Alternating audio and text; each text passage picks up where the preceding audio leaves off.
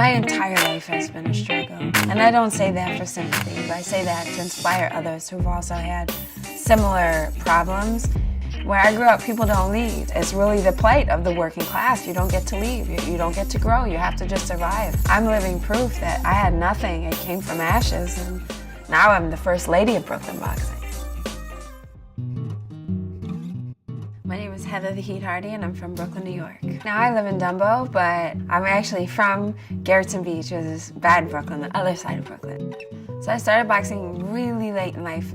I was 28, and I was going through a divorce. I was living with my sister and both of our kids, 2 single moms, and I was working 6 jobs. They opened up a little karate gym in my neighborhood, so my sister got me a gift certificate so that I could have a social life. She said, all you do is work and bitch, now you can go out. So my living situation drastically changed throughout my whole career as a fighter. Started out, so it was me, my sister, and 2 of our kids living in my old house. And eventually we got rid of that and moved into a small apartment, and it was the 4 of us in a 2-bedroom apartment. Right before my pro debut, our apartment went on fire, so the 4 of us moved into my mom's house, and then right after my pro debut, Hurricane Sandy hit Brooklyn, and we were all homeless.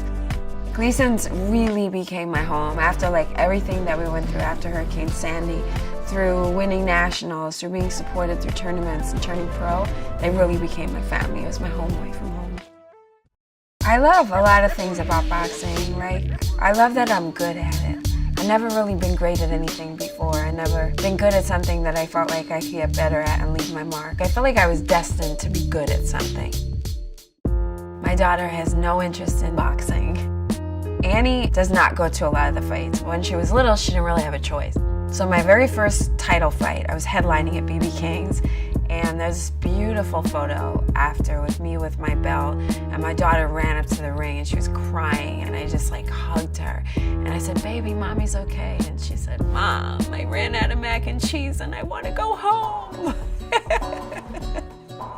I'm powered by my daughter, Annie.